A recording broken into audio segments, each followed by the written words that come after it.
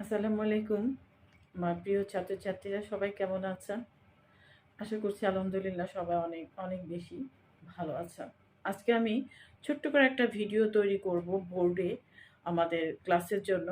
আপনারা যারা রানিং আছেন অথবা যারা পাস করে চলে গেছেন সবাই উপকৃত হবেন যদি আবার এগুলো একটু করে দেখেন।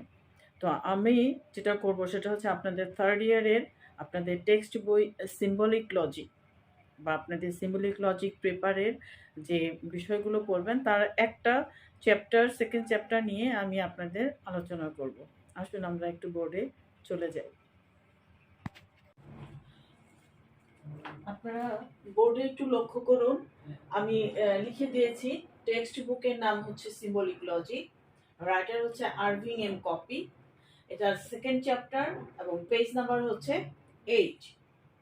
আপনারা পেজ নাম্বার 8-এ দেখতে পারবেন arguments containing compound statements, Bangla হবে যৌগিক উক্তি দ্বারা গঠিত যুক্তি। এখানে আমরা 2.1-এ সিম্পল অ্যান্ড কম্পাউন্ড স্টেটমেন্টস নিয়ে আলোচনা করব, যার বাংলা হচ্ছে সরল ও যৌগিক উক্তি। সরল উক্তির একটা এক্সাম্পল আমি দিলাম, সাহস হয় একজন ভালো ছাত্র। এই সরল উক্তি নিয়ে আমাদের সিম্বলিক লজিকে আলোচনার কোনো বিষয় নয়। আমাদের আলোচনার বিষয় হচ্ছে যৌগিক উক্তি। যৌগিক উক্তির একটা এক্সাম্পল আমি দিলাম, গোলাপ হয় লাল এবং ভায়োলেট হয় নীল। গোলাপকে আমরা সবাই চিনি, ভায়োলেটও এক ধরনের একটা ফুল। তাহলে পুরো যে স্টেটমেন্টটা হবে বা পুরো যে বাক্যটা, পুরো যে উক্তিটা হচ্ছে কি, গোলাপ হয় লাল এবং ভায়োলেট হয় নীল। এটা একটা যৌগিক উক্তি। এখন আমাদের কাজ কি, পুরো সিম্বলিক লজিকে আমরা প্রতীক নিয়ে কাজ করব। কেন? যে আমরা বড় বড় যে যুক্তিগুলো থাকে সেগুলো ভ্যালিডিটি প্রুফ করার জন্য আমরা প্রতীক ছাড়া প্রুফ করতে পারি না।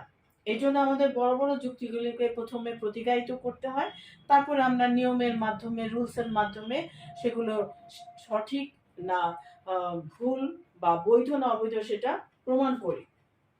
আচ্ছা, যৌগিক উক্তিটাকে আমরা দেখি, এটাকে আমরা এখন প্রতিকারিত করি।